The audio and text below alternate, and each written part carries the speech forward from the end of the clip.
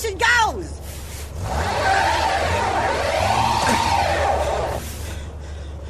Maudit hiver de cul à merde! Non mais check ça! Ça spin dans le beurre, là. C'est comme si je m'étais parqué d'un gros tas de margarines Ventas. Bon dimanche tout le monde, comment allez-vous cette semaine? J'ai payé 1000 piastres. Oui, les têtes à claques nous rappellent la température de cette semaine. On a tous été un petit peu pris dans les bancs de neige cette semaine et il a fait très très froid cette semaine et je pensais vous mettre un petit peu de tête à claques. Il est pris dans le banc de neige comme la plupart de nous cette semaine. On a eu un petit peu de difficulté avec ça, alors on déblayage et heureusement que la température s'est adoucie, il fait beau dehors, 5 degrés, moins 5 pardon, et on est prêt pour une autre émission de Parlons Sport. Merci tout le monde d'être avec nous en ce dimanche soir pour un autre Parlons Sport. Cette semaine, on a une émission assez chargée, oui, on va la voir. Donc, on a plusieurs choses à discuter cette semaine. Il y a plusieurs choses dans le sport, dont le Canadien qui jouait hier contre les Penguins de Pittsburgh. Et on a également un petit peu de football. Oui, c'est les séries de la Ligue nationale de football. 4 matchs avaient lieu en fin de semaine, 2 samedi, 2 aujourd'hui. Alors, on va aller voir qu'est-ce qui s'est passé cette semaine dans ce domaine et qu'est-ce qui se passe en ce moment, parce qu'il y avait une partie là vers les 16 heures. Je sais pas si elle est terminée, on va aller voir ça tantôt. On va également parler un petit peu de hockey junior. C'était la finale lundi dernier, la finale junior du championnat junior de l'IDHF. On se souviendra que le Canada a remporté la médaille d'or à ce tournoi, donc bravo au Canada. On va également aller voir ce qui se passe s'il y a quelque chose dans notre boîte aux lettres cette semaine. J'ai également posé une question la semaine dernière qui n'a malheureusement pas eu de réponse. Alors j'en ai posé une autre et je suis parti interroger des gens sur la question de la semaine qui est celle-ci. Je demandais aux gens, selon vous, quel sera l'athlète québécois par excellence en 2015? J'ai des réponses assez intéressantes. Et en 2014, je crois qu'on a... Non, pas je crois, mais on a nommé Eugénie Bouchard, l'athlète par excellence de l'année 2014. Alors, je voulais avoir votre opinion sur 2015.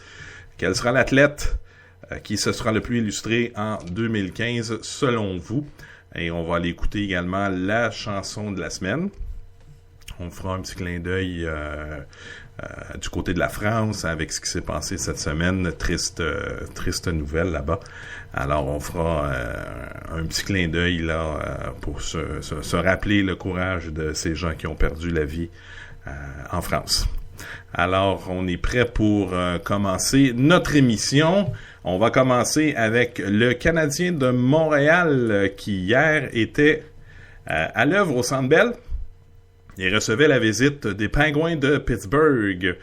On se souviendra que le dernier match des Canadiens contre les Penguins avait été une belle victoire du Canadien au compte de 4-1. Cette semaine, ils se sont mesurés au Lightning de Tampa Bay.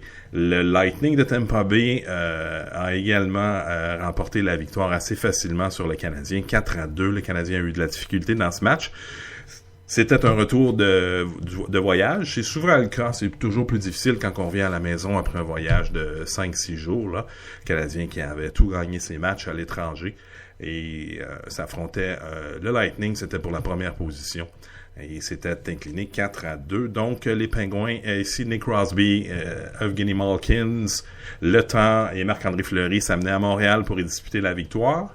Et le Canadien s'est malheureusement incliné 2-1 face aux Penguins de Pittsburgh dans un match quand même assez serré. C'est sûr que le Canadien a eu beaucoup de difficultés à organiser quelques contre-attaques là, dans ce match. Et il y a Sidney Crosby du côté des Penguins qui a pris les choses en main, qui a inscrit le but victorieux en prolongation et a procuré une victoire de 2-1, comme je le mentionnais tantôt, aux Penguins de Pittsburgh samedi soir. C'était la deuxième défaite du Canadien cette semaine. Et c'était la première fois que le Canadien avait une séquence de 2 revers. La dernière était en décembre, alors qu'il y avait eu 3 revers. Du côté du Canadien, Max Pacioretty a marqué. C'est son 16e de la saison, voilà. Le Canadien est maintenant 2e dans la saison, dans la section atlantique derrière le Lightning de Tampa Bay. Et du côté des Pingouins, Evgeny Malkin avait riposté en temps réglementaire pour les Pingouins, qui, eux, ont une fiche de 25-10-6. Et on a vu Crosby là, qui a retrouvé sa touche devant le filet adverse. On va y aller ici avec une petite chanson pour la description du match. Alors, on va aller voir ce qui s'est passé dans cette rencontre. Alors, comme l'avait prévu Michel Therrien, il avait prévu du jeu très, très serré. Et je me souviens qu'il avait mentionné que le Canadien ne surprendrait plus personne et devait s'attendre à affronter des clubs qui préconisaient un style de jeu beaucoup plus serré contre eux en deuxième moitié de saison.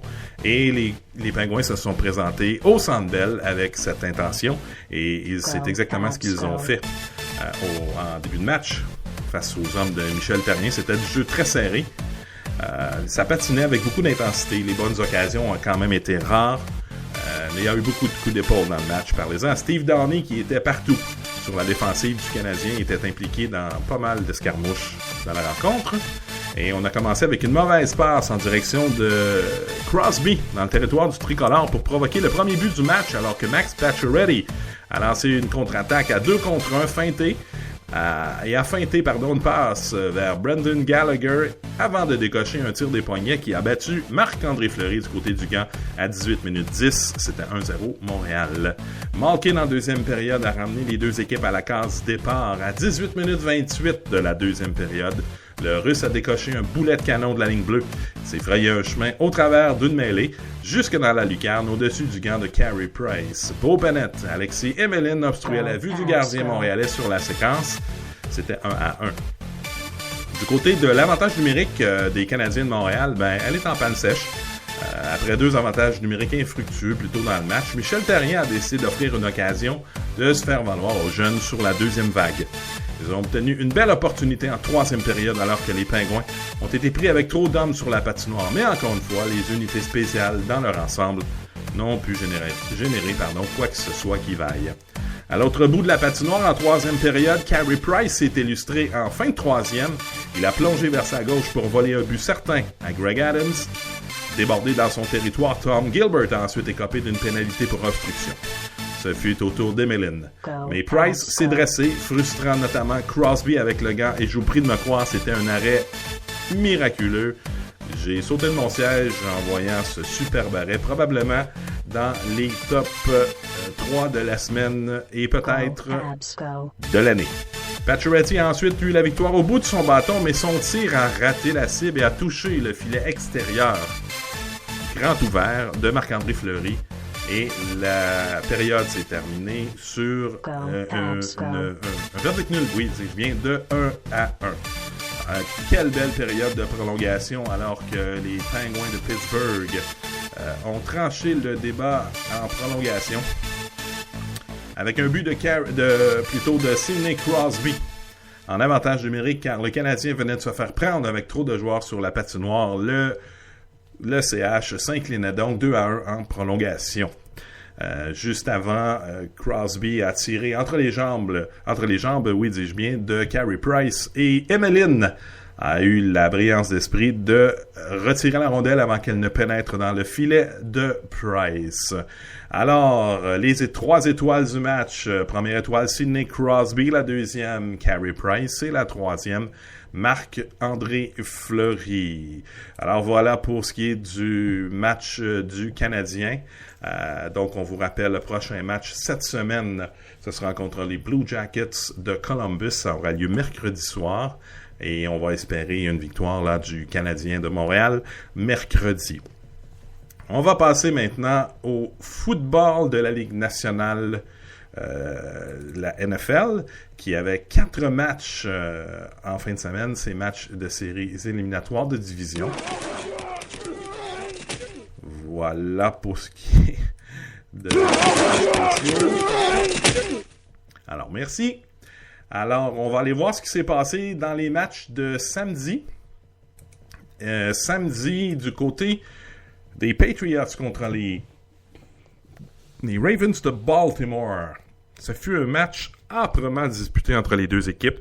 C'était un duel entre Tom Brady, le carrière des Patriots de la Nouvelle-Angleterre, contre Joe Flacco des Ravens de Baltimore. Avant que le match commence, Flacco était 8 victoires et aucune défaite en série.